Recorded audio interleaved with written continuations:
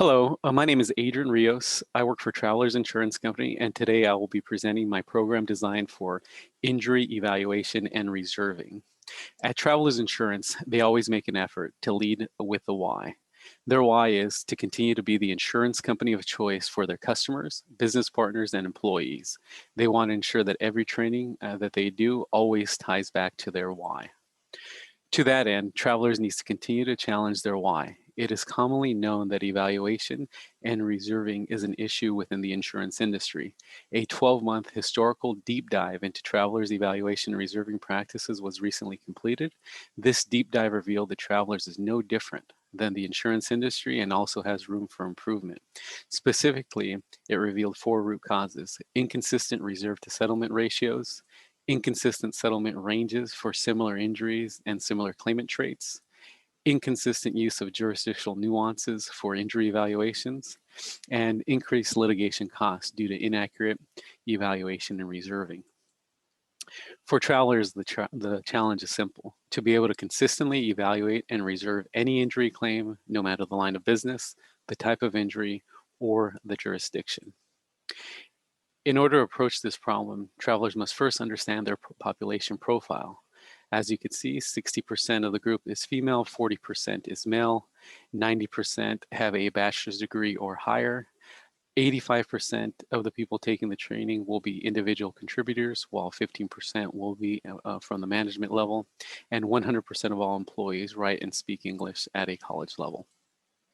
Travelers must also consider the motivation and attitude of their employees. They are fortunate that they were awarded number 82 for Forbes' largest companies to work for in America, and number 75 by Glassdoor as top places to work, number 1 within the insurance industry. These accolades will motivate their employees, as it shows that there's plenty of opportunity and growth for development. The evaluation and reserve training will be designed to be a 2-day training broken down into 2 5-hour sessions. Although this will be a standalone training, the goal will be to have continuous education and supplemental training for those that would like and need additional training on this topic.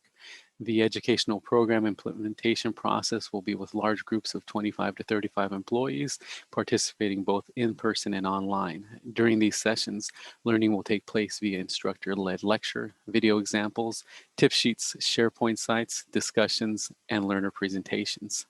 From a program objectives perspective, at the end of this training, the course learners will be able to understand how to evaluate and process an injury claim, how to locate and utilize resources to help with their evaluations, and learners will be able to properly document and articulate their findings in writing. From a program structure perspective, the training has been broken down into 7 modules. We would start with 1, leading with the why, what's in it for me. Number 2, what questions to ask an injured claimant. Number 3, writing 101.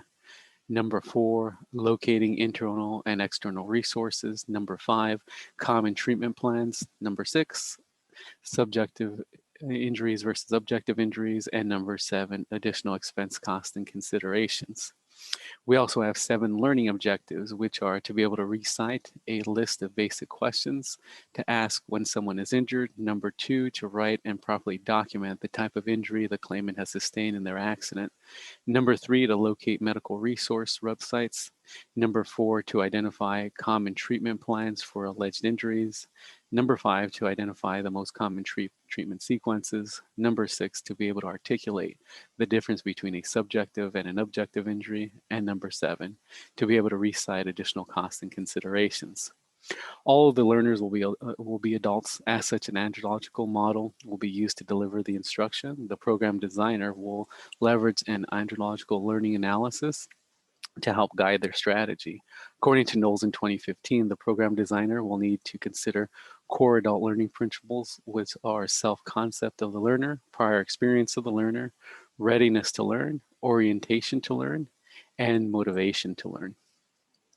Evaluations are an important aspect of any program design. Although each step of the process will have an instrument to validate the goals of our design, today we will primarily focus on the implementation and evaluation phases. According to Hodel, this is accomplished by analyzing the 4 elements of learning objectives, which are audience, behavior, conditions, and degree. Each of these elements will be rated on a scale of 1 to 10 on how well it is written. This process will be completed for the course objectives and learning objectives. All of the course objectives will further be evaluated by Kirkpatrick's third level of evaluation, which is a post-training evaluation. According to Hodel, 2016, this is where the designer wants to evaluate the desired behavior. How much of the training transfer from the classroom to the work desk? This will be evaluated by sending out a survey to all participants and specifically ask them if they felt that each course objective was met. If they were not met, an open field will be provided to give constructive feedback on how to improve the training. All the learning objectives will be viewed from a level 4 perspective.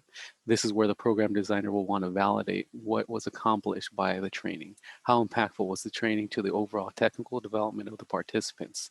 The data will be evaluated and gathered by each unit manager via daily commentary reviews and observations of the employee's technical behavior. In closing, final thoughts and items to consider. In order for this transition to occur, travelers must embrace the change enablement framework that was developed by the Business Consulting Institute. This change model is highlighted by the senior leader's commitment to model the way. Additionally, according to Simon Sinek, companies must view time as infinite in order to have a long-term success. As such, this training does not stop with a single session. This training must be viewed as a series of ongoing sessions and are infinite during the employee's tenure at Travelers. Lastly, from an employee engagement standpoint, the training will help employees transition from one line of business to another seamlessly. This is something that is seldomly done due to the difficult nature of the transition. According to CEO Alan Snitzer, has said that employees are our most valuable asset. In tracking their success and transition rate, Travelers will be able to encourage and support employees in developing their careers using a new avenue. This will lead to higher employee satisfaction and higher employee retention rates. As such, this training has a direct tie to their why.